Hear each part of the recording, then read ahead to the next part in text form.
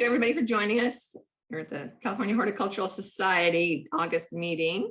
My great pleasure to introduce Mike Boss, who is the founding owner of Rock and Rose Landscapes in San Francisco and is now owner and nurseryman of the Hidden Forest Nursery, and he bought that in November of 2017, and that's Sonoma Horticultural Nursery. I've been to the garden, but I didn't realize it was all planted. I thought it was originally a natural forest of redwoods and such, but evidently that was all planted. And he will be giving us the background on how he came about buying it, and then the nursery now is open, of course, and hoping everybody will go and visit. Mike? Hello, everyone. Nice to be here. I want to start off by saying that I am really deeply honored to be speaking to this esteemed body of perennially passionate plant people. When I first started out here, I would Striving Arboretum Society, Cal Hort meetings, and you guys were all inspirations to me. So I thank you for that. There we go. Wow, nice. And what do I just tap the button? There we go. I figured it out. Thank you. Sorry, I don't have any better lights. It looks like I'm a little bit in the shadow. But I am really gratified and validated, if you will, that I've been asked to speak to you about me and Sonoma Hort, aka now Hidden Forest Nursery, which is the culmination of my career to date. So it would be interesting to, I think, to know who I am and how did I get here. That's one of the things I'll be talking about.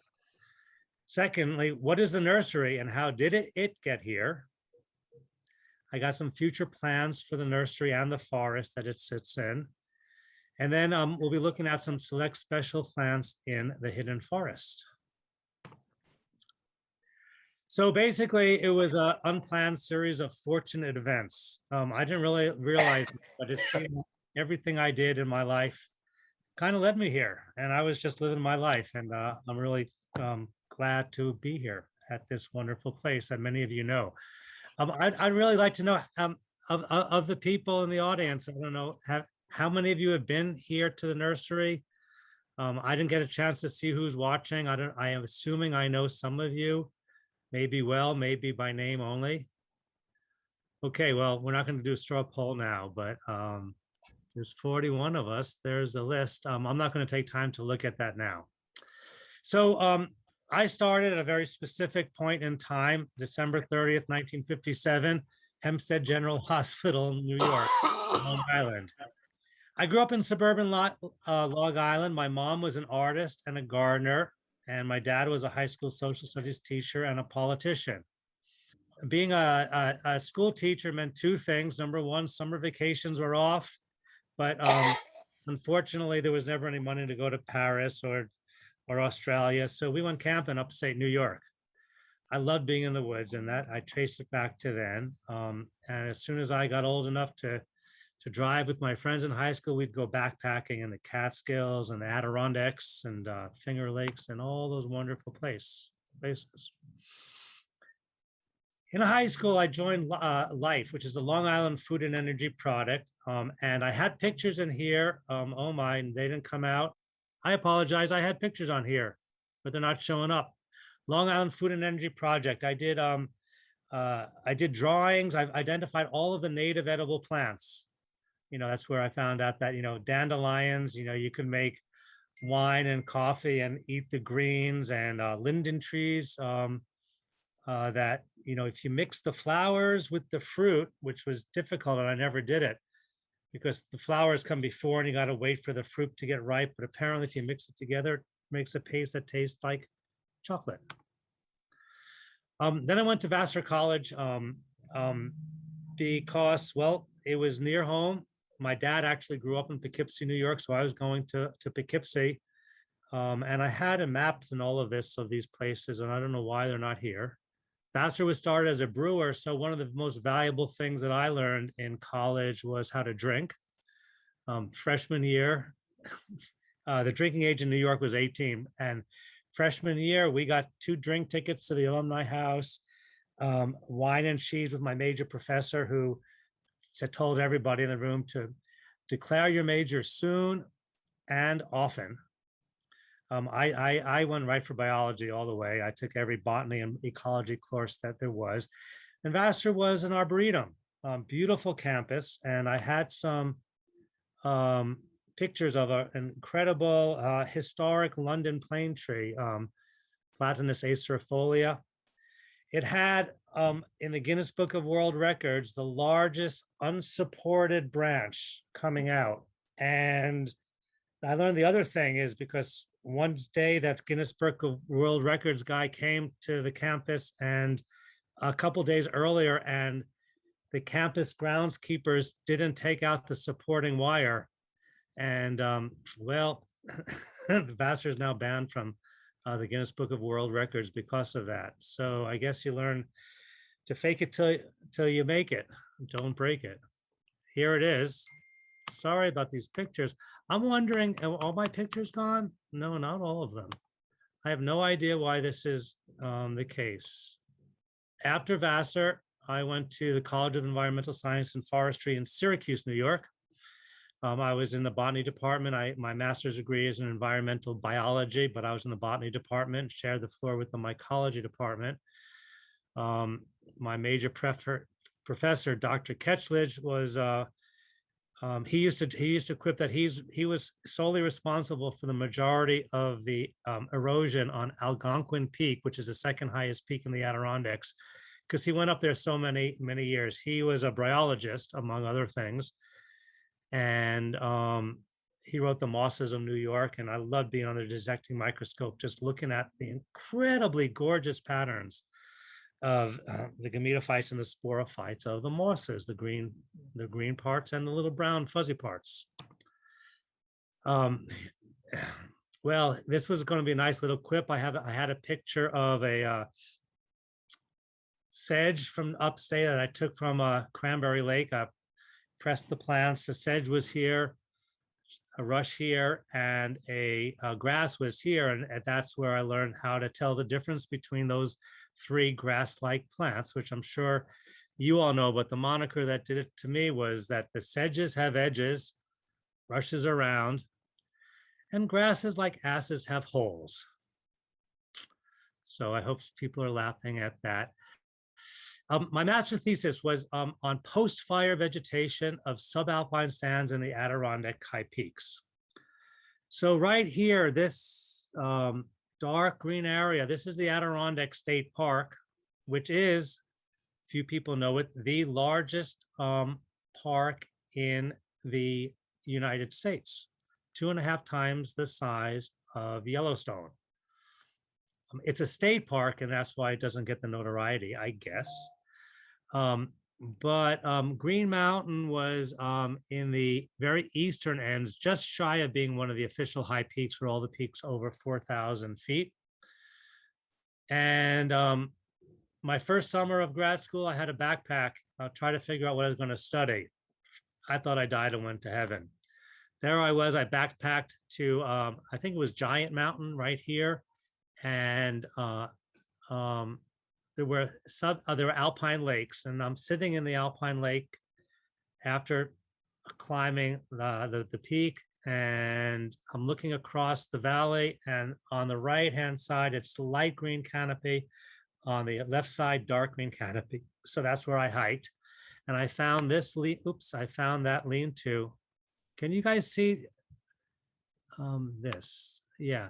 There's my home for the summer with my research assistant, Suzanne, who would help me sometimes.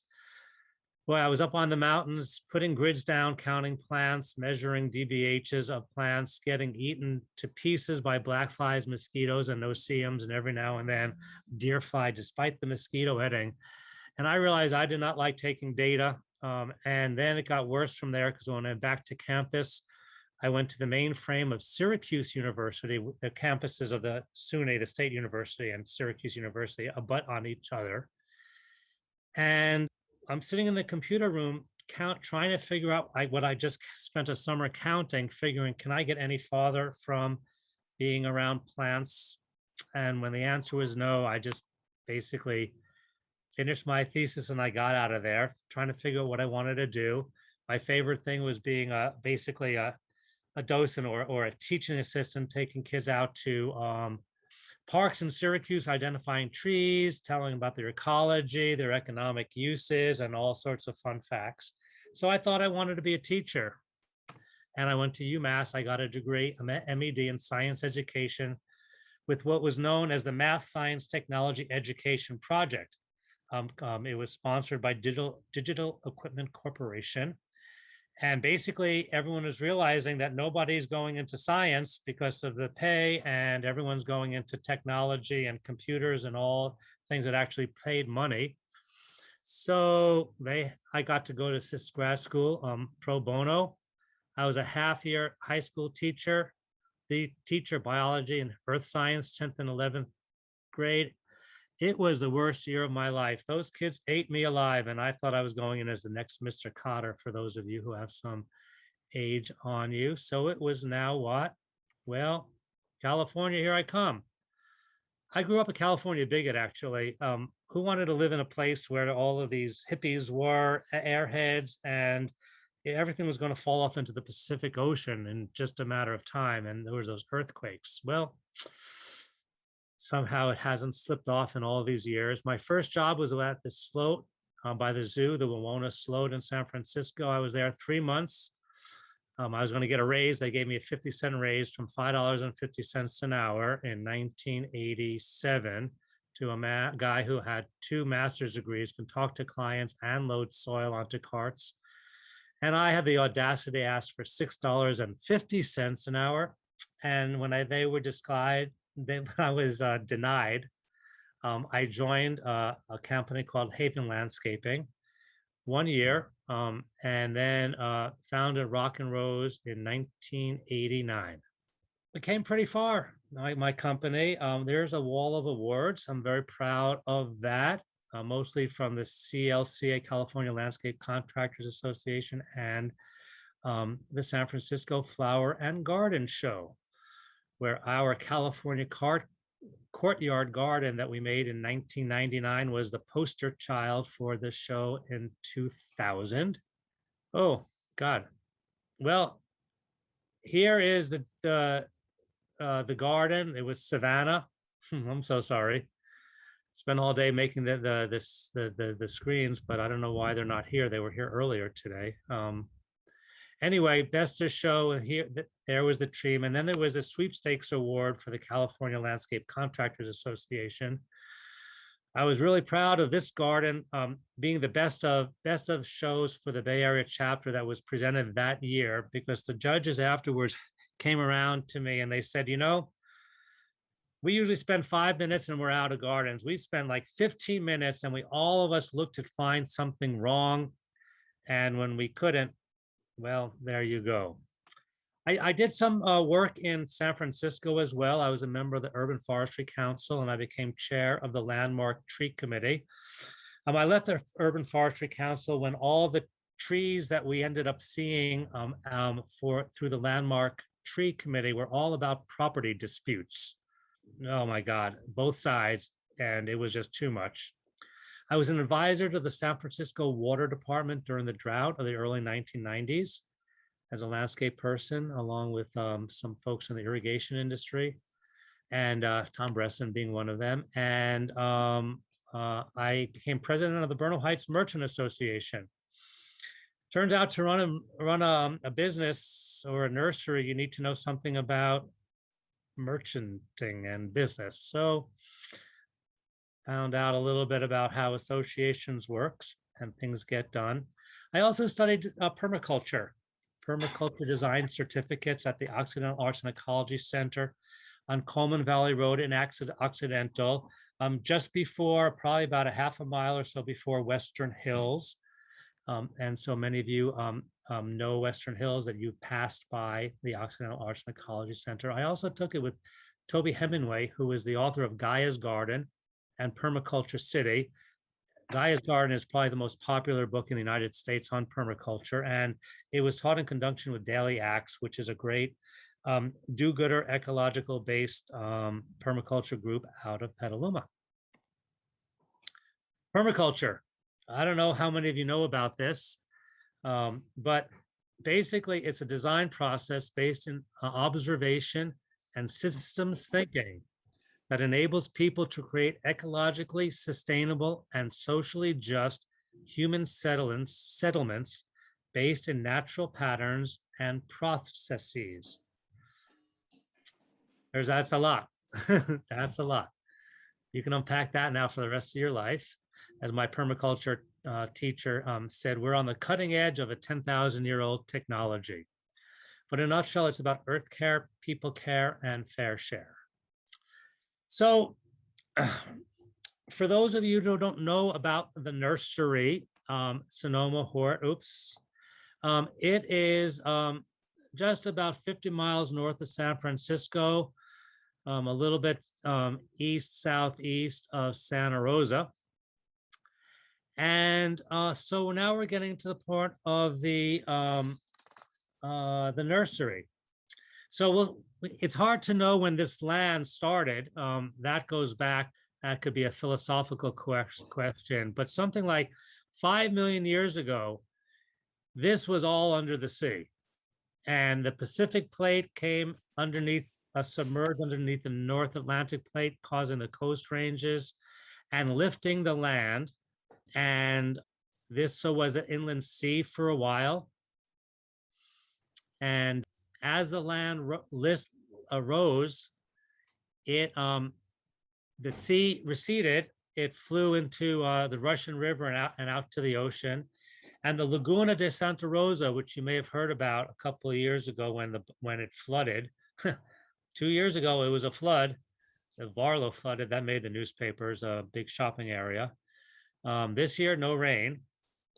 So, okay, so that was like 5 million years ago or so. So we're going to jump about, 4,900,000 years to about 56 years ago. By the way, here is the nursery. But it was part of a 4,000-acre cattle ranch. And basically, except for a couple of Oregon oaks, which we'll take a look at, everything here was planted in this forest. It's a rectangle, it's 7.5 acres. This is due north. To east, there's 200 feet of conservation easement. The south, a single family house. And to the east, Azalea Lane, which is a right-of-way that everybody on the street owns. House, there's a little black spot here, is the pond. This is where the cows would drink their water. So the first owners of the property from, I'm not sure when, probably from the turn of the last century, more or less, to 1964, were the cattle ranchers. And then Stuart and Audrey Barber. They bought it in 1965, built the house, did some work, and in 75, they sold it to Polo De Lorenzo and Warren Smith, who had it until 2017, in which I got it. The day before Thanksgiving is when we closed. Had a very good Thanksgiving, but it was during the Tubbs fire, and as one of my good friends said, Mike, I think you're the only person who bought land in Sonoma County this month. And I never really fact-checked that. There were some Oregon oaks. There's several on the property. Here's one at the border of it, and you're looking at in the northeast corner of the cow pastures, and the horse pastures, excuse me, that are there now. So that was one of the big things. So going back to the first owners of the nursery, it was called at the time the Azalea Gardens or the Azalea Farms, and hence the name of the street that the nursery sits on is Azalea Lane.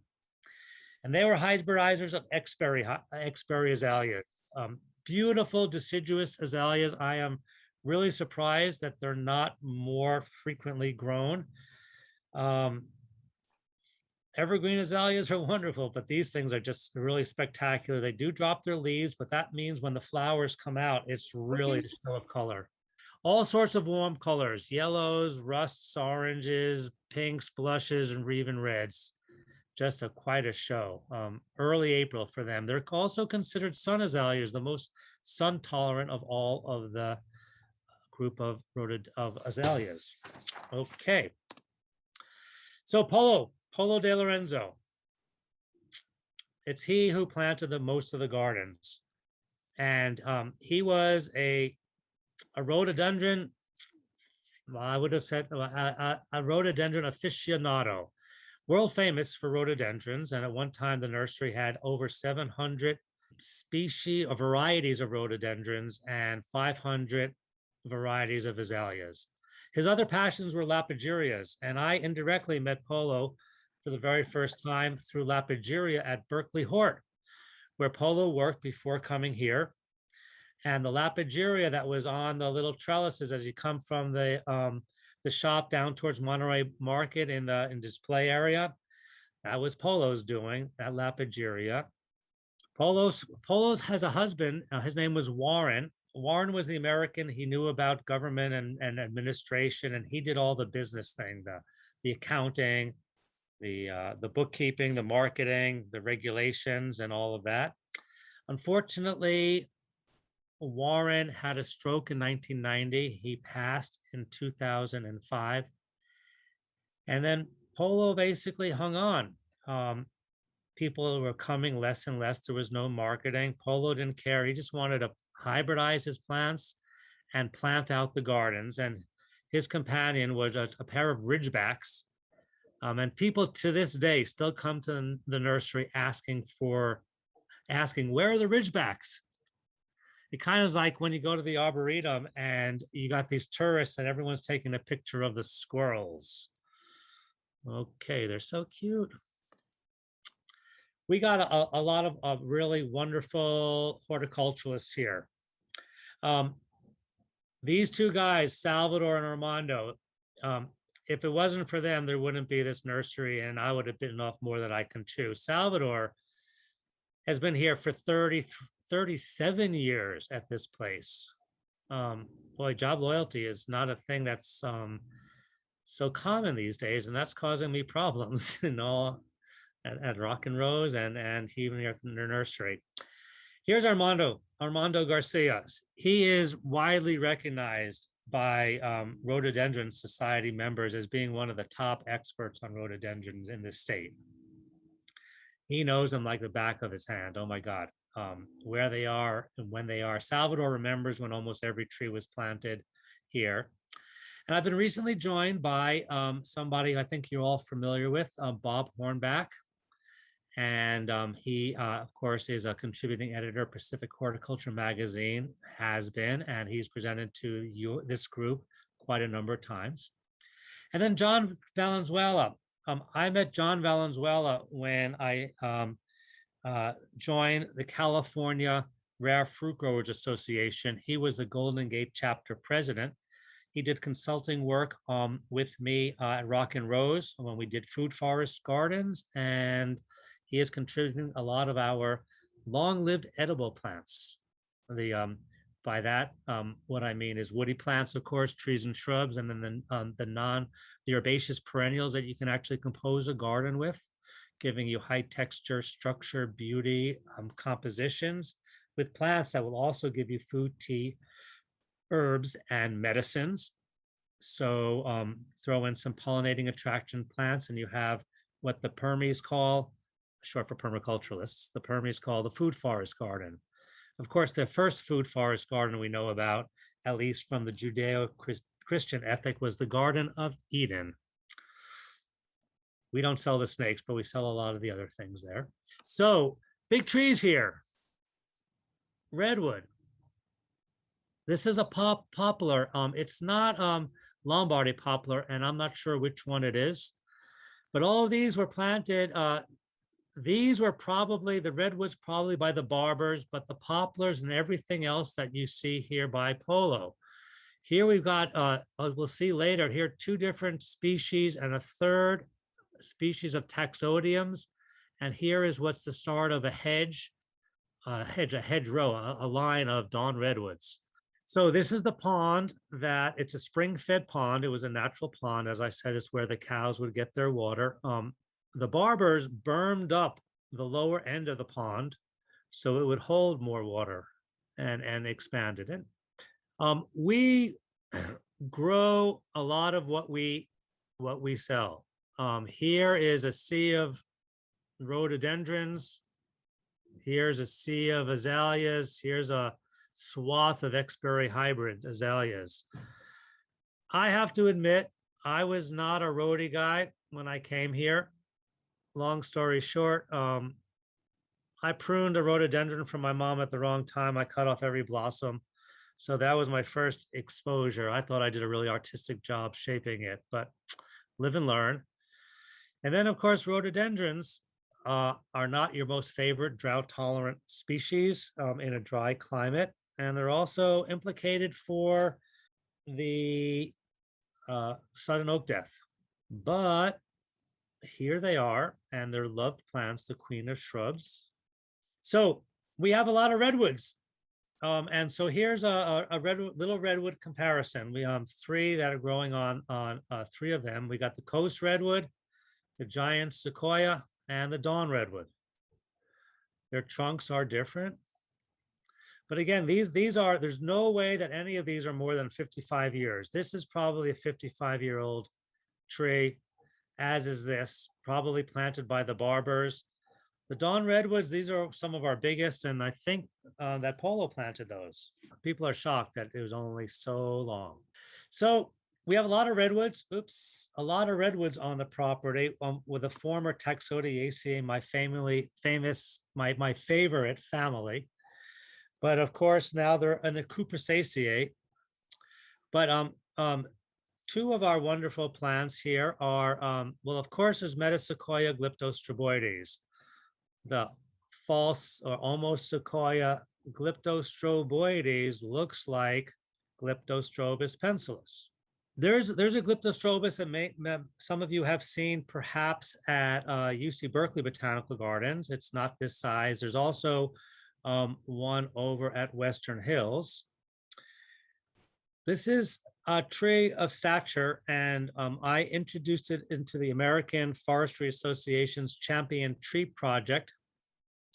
I heard that there might be a bigger one somewhere in Delaware. If anybody knows where that might be, I would love to know. I wasn't able to track it down, but the American Forestry Association rejected my application, not because it wasn't the largest, but it didn't fit the criteria for an American forest tree, which needed to be either a native or a naturalized tree in an American forest. So the dawn redwoods is self-seeding on the East Coast prolifically, I understand. But my Glyptostrobi I have two of them. This is the larger of the two. They do not produce cones. And I think they also do not produce cones at Western Hills, yet at UC Berkeley, they're cone bearing. So something to learn about that. We got a swamp. In the swamp, we got some knee knockers. So you recognize these as nematophores. Other people think these look like, these are like petrified prairie dogs. Someone thinks that these look like meerkats, and these are kind of biological stalagmites coming up. Well, the only knees that I knew about studying botany, and if you come from the South and the bio, you know about the bald cypress knees, the nematophores. These are them. They are thought to be structures for gas exchange, but according to my research, that's never been proven. So go figure. But why do they look so different? These are for sure the bald cypress, but these and these are most likely coming from the Glyptostrobus. Well, not most likely, they are actually coming from the Glyptostrobus pencilis. So there's a rare knee, rare knees. So while we're on the conifers, let me say that here's an unknown conifer. I'm wondering if it's Podocarpus totara, but really lovely bark, a big tree. There's the foliage again. Any ideas on that? That would be lovely. I told you we had redwoods. We got a lot of redwoods. Here we go with Taiwania, cryptomoroides. Interestingly known as the coffin tree because it has the same property of redwoods as it doesn't rot, or it's slow to rot. And it has been basically chopped out from the wild. There are very few specimens in the wild of this, as with the Glyptostrobus. I understand that they do grow Taiwania and around rice paddies to stabilize the banks. Beautiful foliage. It's just gorgeous. My plant is getting too much shade, as a lot of the plants are. But here's a new foliage, nice light blue-green, and the older foliage turns a nice forest green. Dacrydium, Rimu or red pine from New Zealand. A struggling specimen again because of the lack of sunlight. When Polo planted the garden, as do almost every landscape architect I've ever worked in, even ones that I admire tremendously, plant plants too close together. And especially when you got trees, they grow, and what used to be full sun is now getting to be deep shade. And there's so much arbor work, forestry work to do here, that there's just no time or budget to do it all. Okay, moving over to the Araucariales, or that group of plants. I am very, very proud to have been bequeathed a Wollemi Pine. This is certificate number 1662, and it was given to us because the people who had it just a few miles from here, they lived on the top of a hill with a truly panoramic 360 degrees view, and that causes leaf burn, and they knew it. So you can see the lower foliage here is all turning brown. It's been here less than a year, and look at the new growth at the top and the bottom. Well, we want to propagate it, of course, but if you go to the literature, there is not much literature on propagating Wollemi pine, since basically we didn't know that it existed until 1994. So it's got this wonderful characteristic foliage pattern with, you got a tier of horizontal leaves, and then the V-shaped of leaves that are only on the older branches, by the way. Second growth, I guess. The new foliage has the flat lower tier. Taxodiums. So we looked at Taxodium distichum. I'm pretty sure that this is the fruit of Mucronatum, the Montezuma cypress. Okay, so I need a Taxodium expert to come, because I'm pretty sure that these are three completely different Taxodiums. They have different forms, they have different foliages, different branching patterns.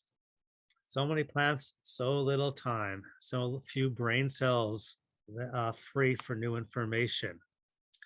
Okay, another one of our highlights here is this Acer pseudoplatanus, Eskimo sunset. It's just a stunning display. This is not fall foliage. This was yesterday morning. The sun coming through it with the light spots. And curiously, very fabulously, interestingly, it has vastly different color surfaces on the top side of the leaf and the bottom side of the leaf. Fabulous, fabulous, eye-catching plant. In the northwest corner, overlooking the conservation easement and the horse pastures, is a line of Araucaria angustifolia, the piranha pine. So these are dioecious, I understand, and I believe that the tall and the small alternating were male and female plantings by Polo. This is a really wonderful, extraordinarily horticultural delight and dangerous tree. The cones on them are the size of, small soccer balls, or almost. They're huge, and they're spined. And the good news for the people who like to forage is that the nuts inside are delicious, a cross between a chestnut and a Brazil nut. And the problem that we have here is that our squirrels are not that smart.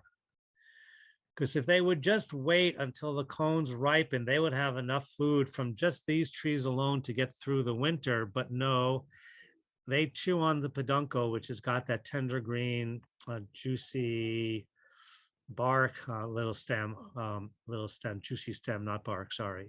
And they fall prematurely. So there's almost no self-seeding. It's very, very rare, despite prolific cone production. Katsura tree. We don't only have conifers here, although there are a lot of them. And I'm hoping to have the Conifer Society come and kibitz about the conifers here. But the Katsura tree, Cercidophyllum japonicum, and this is a weeping form that is repeated several times in the nursery. This is an area that I've opened up and will be designated as the outdoor classroom. Maybe the teacher's seat will be right here.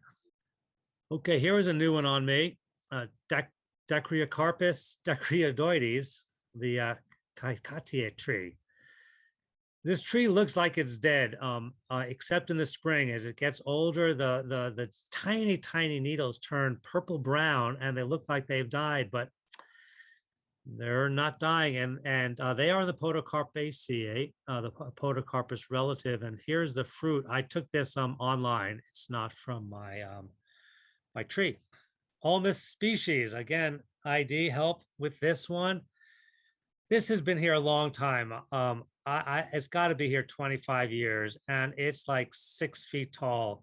It looks like almost parvifolia, but it's not. That's a big tree. As people live in the city, it's lining Folsom Street, and the city arborists just pillared them, and they're all losing their vigor. I mean, their limb failure is common.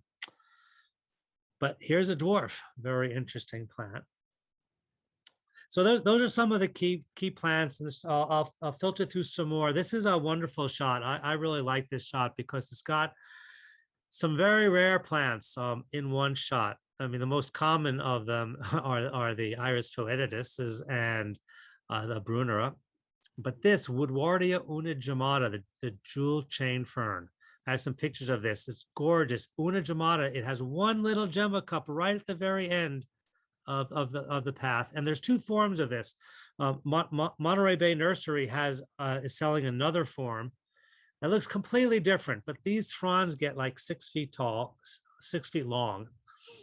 So Dicentrus scandens, that's a little bit climbing around here, little yellow dots. I have some close-up of that in a minute. Fermiana simplex, the parasol tree, Chinese parasol tree. There's the stalk, the trunk of it. And a plant that I would venture that maybe a couple of you know as plants. How many of you have seen it? I have no idea, but Ursula volubilis, it's a Cinnamon spicata, a single species in the genus. Sorry for the picture. I couldn't find some more beautiful pictures I had when it's sprawling over shrubs in beautiful bloom, kind of like a dangling pink ceanothus or something with a lovely fruit. So by the way, both the Dicentra and the Ursula are shade-loving vines. Vines will grow in the shade, not too common of a thing. Lapiduria, of course, is the third. Oh, here's a Dicentra scandens, just scrambling. Lovely, lovely vine. So the nurseries, it's the nursery. So Sonoma Hort,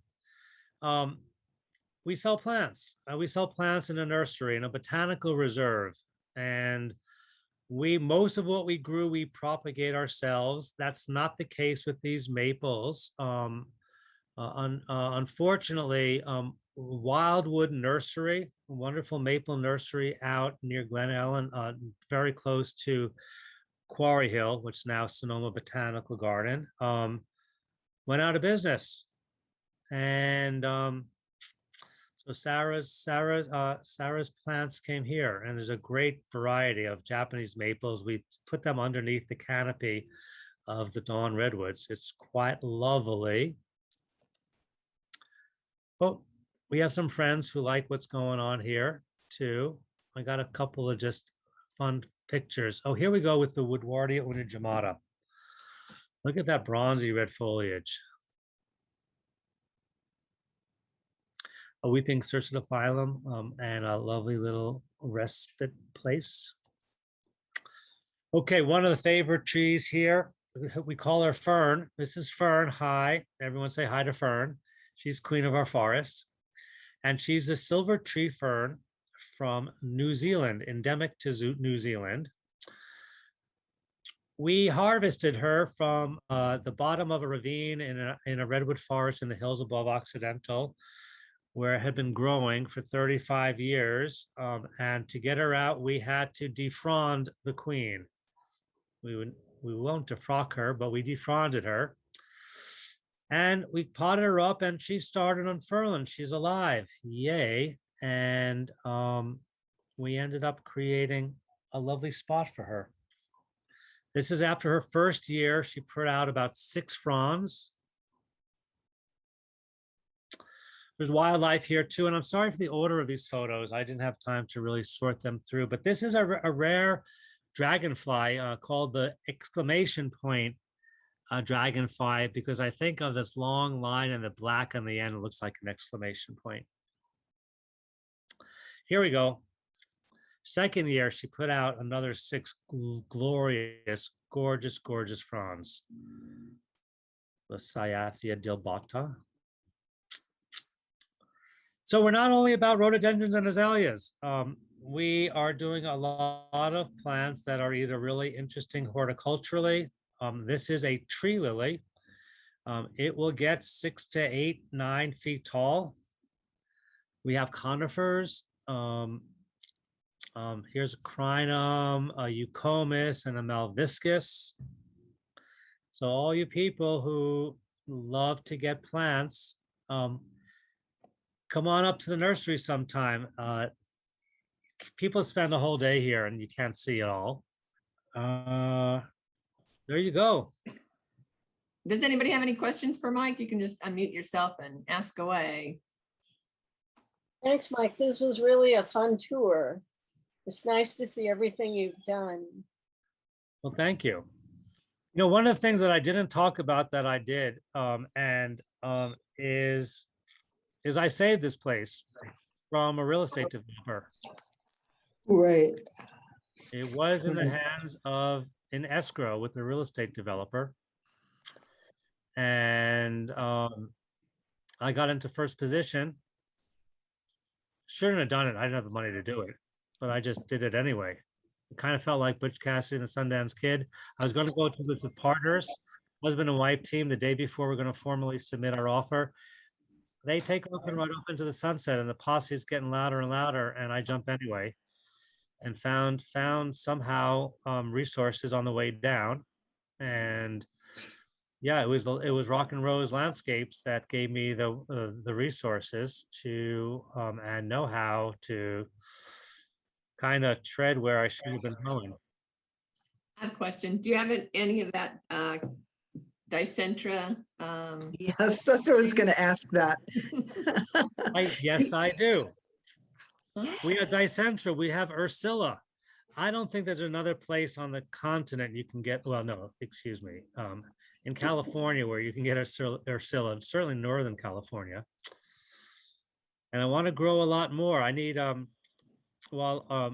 lot of these people who work here, Armando, John Valenzuela, Bob Hornback, are great propagators. There's strange stuff. I don't have a photo of it, but I have a weeping Cyadoptes here. Crazy. I'm not sure what that is. What is that? That's the Japanese upine. Oh, nice.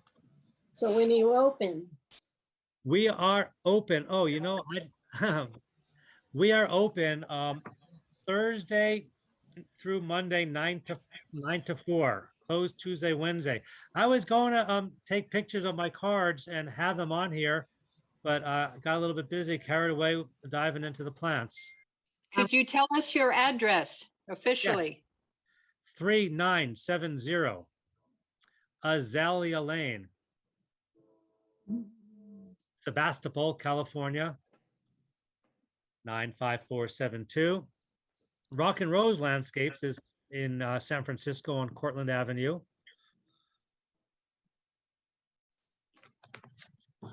Future Great. future plans, by the way, I'm trying to get everything on an inventory online. So we'll have listings of plants. It'll never be everything, but there'll be some, and that's a work in progress. My future plans, I didn't talk to you about that.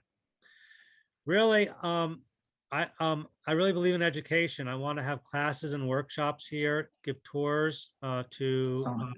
docent tours, having been a trained docent at Striving Arboretum back in the day. I can give a pretty good tour. The volunteers at Quarry Hill came and they had a lovely time. One of their volunteers is now working here. Nice. And I would invite the Cal Hort when tours come back into possibilities after this Delta variant gets under control. Hopefully it will. And also you can come up just anytime. Cal Hort members get 10% discount. Nice. Thank Okay. you so much. Definitely take you up on the offer of the tour when we do get back into socializing like that. That'd be wonderful. Thank you so much. Any other questions for Mike? Yeah, fuchsias. Charlotte, I just came across your picture, but we're propagating a lot of pictures, a lot of fuchsias that I got from the Fuchsia Society up here that are purportedly to be both mite resistant and cold hardy. Nice. Okay, thank you so much, Mike. We really appreciate the tour of the nursery and hearing a little bit your background, and great. Thank you so much. My pleasure. Okay. Thank Are you. you, are you going to put any names out by the plants as to what they are? Yes, I really hope to do that. First of all, we need to, I actually hope to get some the GPS tracking of them as well. But yeah, nursery signs are expensive. And got computer and database, and you know, I'm only able to work 8 days a week, 26 hours a day, and I still can't get everything done. Hey, thanks for listening to me, and I hope to see you. Thank you. Thanks. The next month, we've been waiting a long time to, if you guys remember, he was here, or he was supposed to be here in June, but he got hit by a car. Luckily, he was not hurt seriously, but he did spend the night in the hospital. Well, he was so enthused about doing the presentation, and it was, you know, when we talked to him the next day, he was so embarrassed, and stuff beyond his control, obviously. So I'm looking forward to his talk next month, and he has a lot of interesting theories on planting things together for animals and for year-round interest and such. So I think it should be a really good program. Bart and I and Judy and Tosh and went down to Chile, and we actually saw this garden and some of his other gardens, which was really fun as well as his home garden. Okay, thank you all for coming. Thank you. Take care, everybody.